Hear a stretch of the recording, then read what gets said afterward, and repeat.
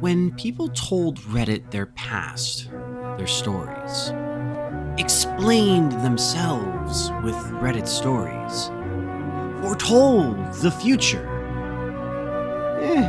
Not really. But foretold the future with Reddit stories. The best place by the monitor was kept for the Reddit teller.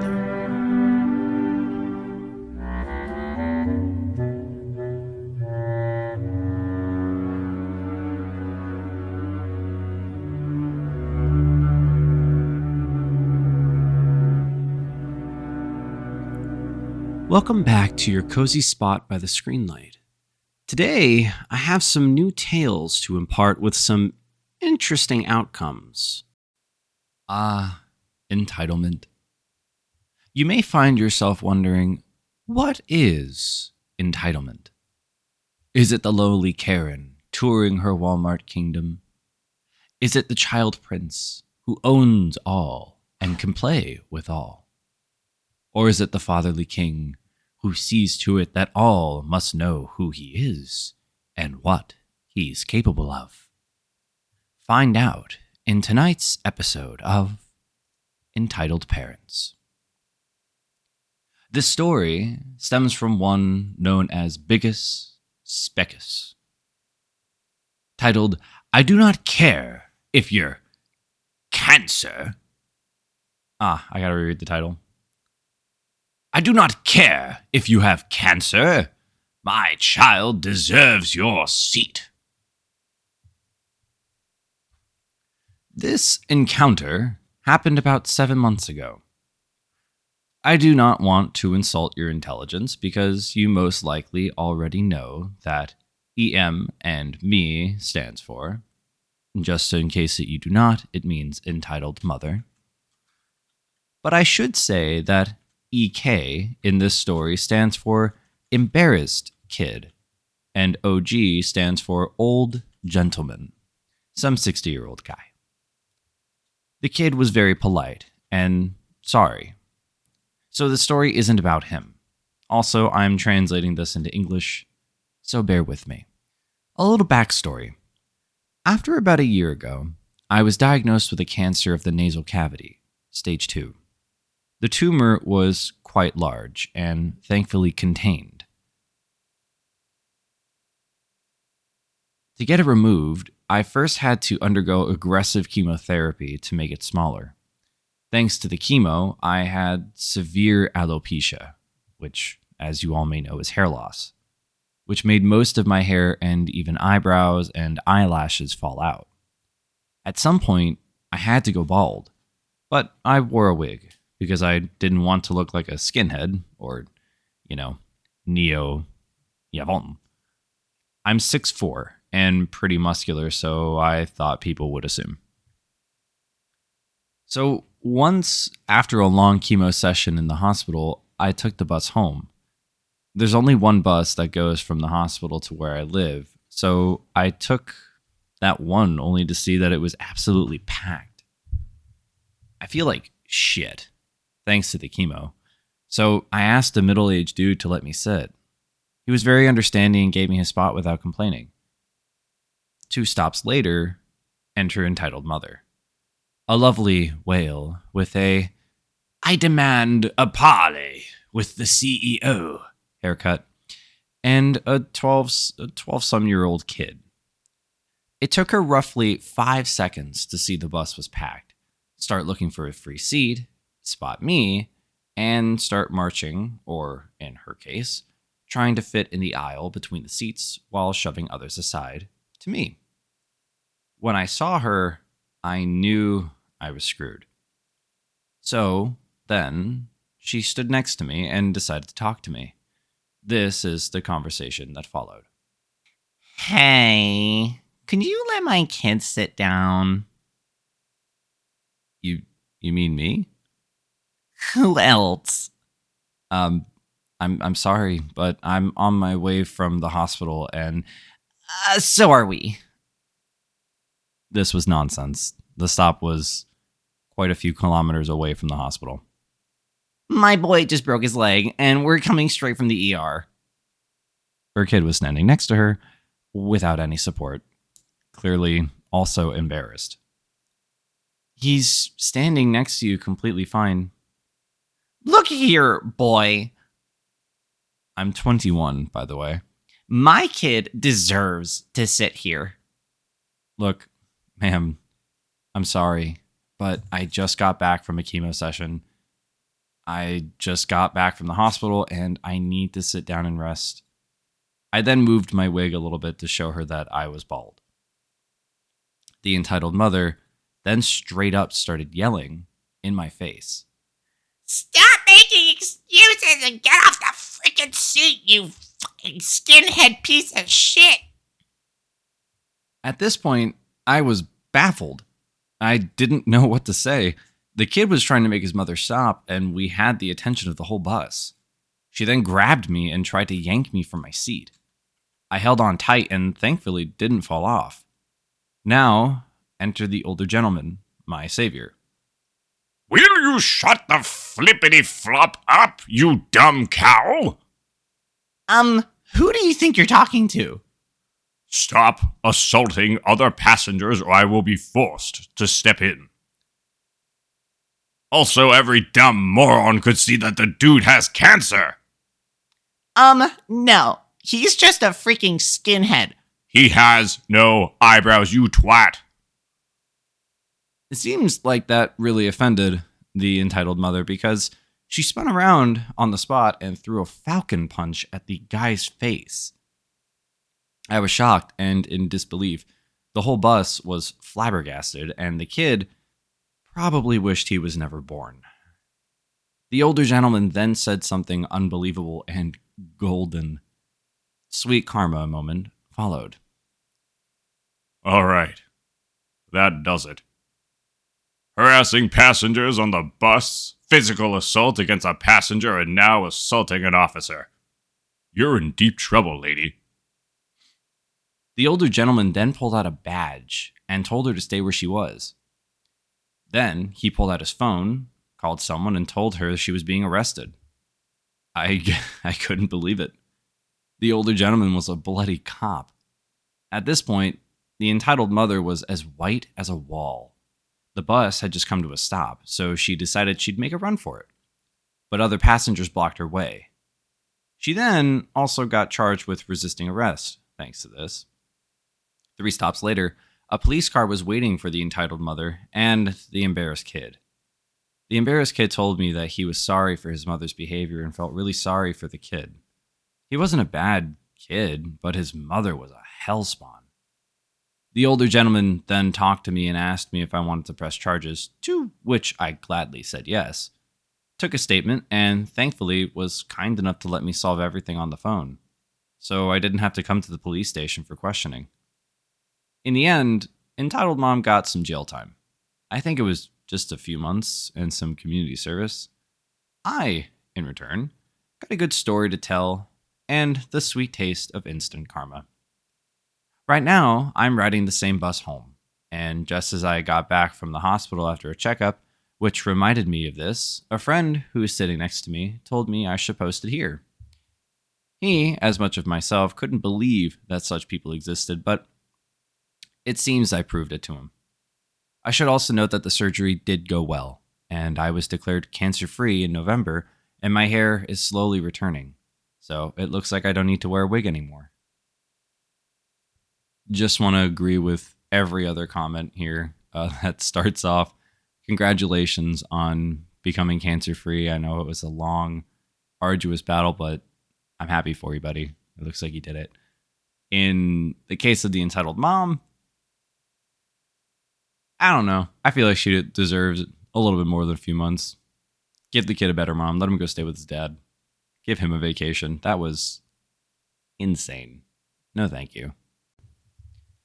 It looks like our next stop, getting off of that last story's bus, takes us to a story from Random 3177, titled Entitled Kid SA's My Daughter and finds out the hard way that she's been taught to take care of herself.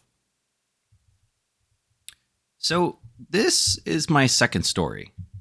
Little background, I'm an Iraqi war vet, and I believe in teaching the women and girls in my life to defend themselves with impunity. So, at the very young age of 4, I've been teaching my child to defend herself. I'm at work one day, and I get this call from my daughter's school. I go outside to answer the phone, and the conversation goes a little bit like this. Hello, Mr. T, I need you to come pick up your baby. What's this about? Yes, your child has been in a fight and needs to leave the school premise. A fight? What do you mean she's been in a fight? What happened? I mean, she wouldn't just pick a fight. Well, from what we can tell, EK was running up behind her and grabbing her butt. Apparently, warned him to stop, and when he wouldn't, knocked him out cold. I'm confused. What's happening to the boy then? Well, your daughter seems to be the aggressor, so we need her to leave, and she is going to be suspended. Now, my child at the time lived with my ex-wife, and I heard from... Now, my child at the time lived with my ex-wife, and I heard from my ex that my kid was having an issue with this boy for a while now, and I knew my daughter had gone through many times telling him no to no resolve. I also knew that he had been told many times by teachers to stop, and he hadn't. Wait, so nothing's gonna happen to the boy who essayed my daughter for the X amount of time? Well, mister, she did strike him once and knocked him out. She needs to learn violence is not the answer. She needed to bring it up to the attention of a teacher. Okay, so what I'm hearing is your school is saying that it's okay to essay a girl and that the girl in question needs to just be a victim of assault over and over again or be punished? Is that the gist of it? Now I hear silence as the principal mulls over what I just said. I can tell they're trying to justify this weak tea bullshit. I compose myself. So here's what's going to happen next. You can either punish both or punish none of them, because I promise you, the last thing you want is me in my dress A's and a TV reporter showing up and blasting your whole school over this.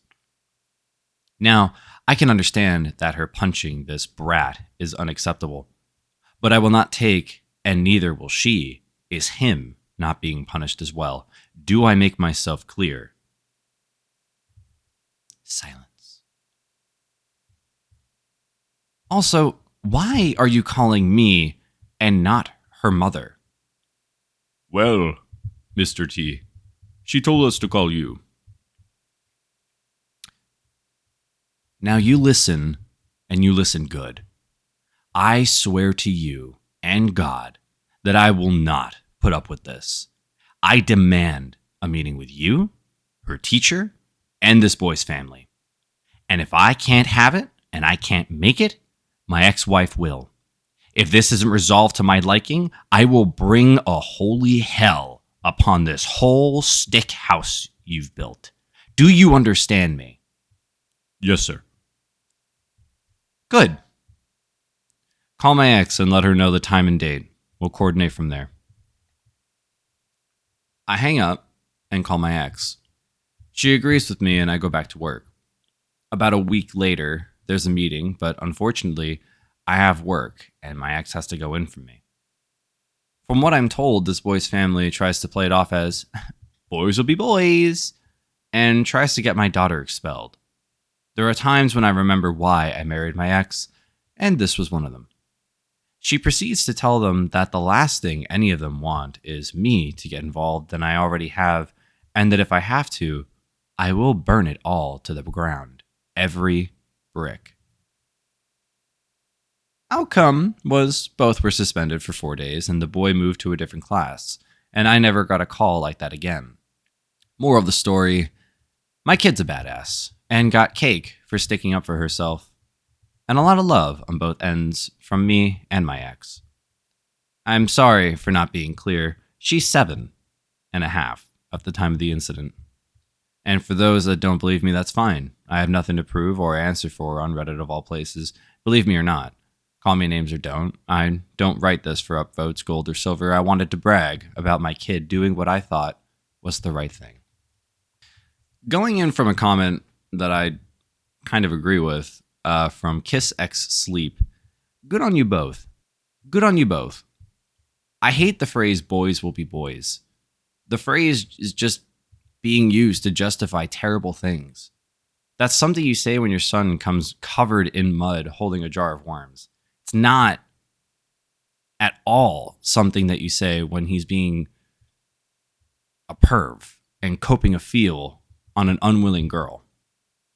Our last story, titled Let Them Eat Cake, is by top_gorilla17. I don't know if that means you're the top gorilla in the 17th district or if you're top gorilla in your 17. Either way, congratulations.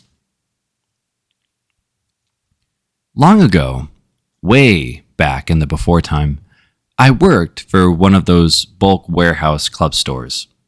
My trade was simple. I was a wrangler of the Silver Buffalo, and dutifully received the old ghetto strollers I did. The job in and of itself wasn't the worst I ever had. I got plenty of exercise, got to be outside, and generally didn't have to interact with the members. Calling them customers was taboo, for the most part. For the most part. The thing about this job is that the company I worked for had a reputation for being cheap. Thusly, more often than not, I was on my own out in the parking lot. Big whoop, you might say. You gathered carts. You shouldn't see how hard my job is. Yeah, well, shut up. This is my story. I digress. The reason that being alone sucked is that the store didn't have just one kind of cart. Hell, they didn't even just have two kinds of carts. You had your classic garden variety cart, the kiddie cart, and the plastic facade to make it resemble a car, the electric scooters, which weren't supposed to leave the store, but did so with an alarming frequency. And finally, the bulky, hard-to-control flatbeds. On top of that, whenever someone needed help loading their haul into their minivans, I was the guy they called.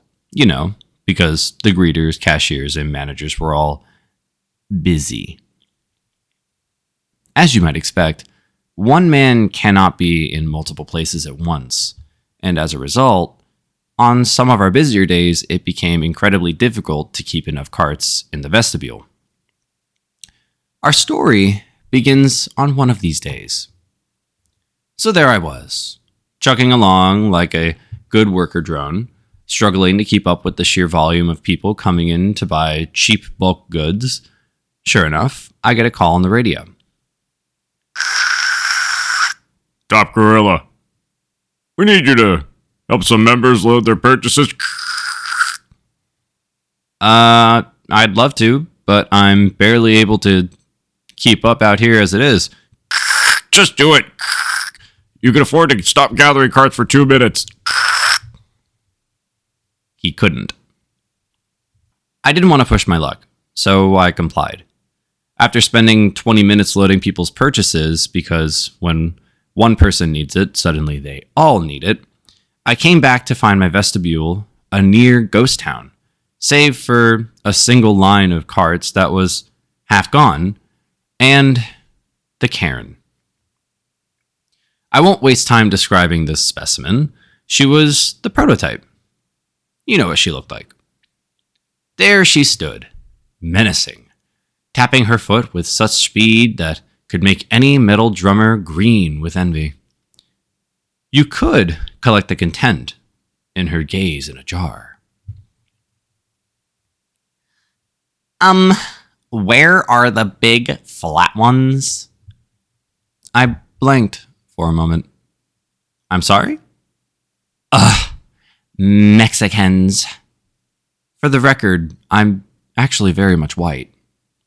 Where are the flat ones. Oh, you mean the flatbeds. I'm sorry. I was just helping some other members load their merchandise and I haven't had the chance to. Oh my God. I don't care about your excuses. You have one job, and a trained monkey could do it. I just wanted this lady out of my face, so I don't fight it. Sorry, ma'am. I'll go grab one from the parking lot for you. You better. So I go out back to the lot and find a whole line of flatbeds sticking out of the corral, blocking several parking spaces. I push them all to the vestibule where she waits, huffing about how I'm wasting her valuable time. I separate one from the rest and bring it to her. I'm terribly sorry about the wait, ma'am. She leers at me with utter malice. Humph! Unbelievable. And with that, she dismisses herself into the store, where she will be someone else's problem. I shake my head and return to what I'm being paid to do. About 15 minutes later, I'm returning a line of carts when I see her pushing her flatbed to her Miata and jawing about stupid people, most certainly referring to me on her cell phone. Do you know what she had bought? What she had insisted on having a flatbed for? A cake. It wasn't even like a big cake. It was one of those little circular numbers, kind of like this. Anyways, I witness as she continues to yammer about how I nearly ruined, I tell you, her precious baby's birthday party, when the most glorious thing happened. Still clutching her phone with those giant scoop claws of hers, she attempts to pick up the cake with one hand, and the plastic topper pops off, and she spills the cake all over her undoubtedly expensive designer outfit. Seething with white-hot rage, she locks eyes with me.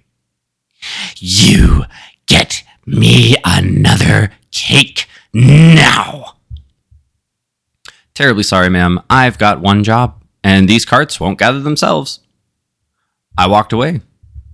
Shit-eating grin plastered on my face as her shrieks faded into the distance behind me.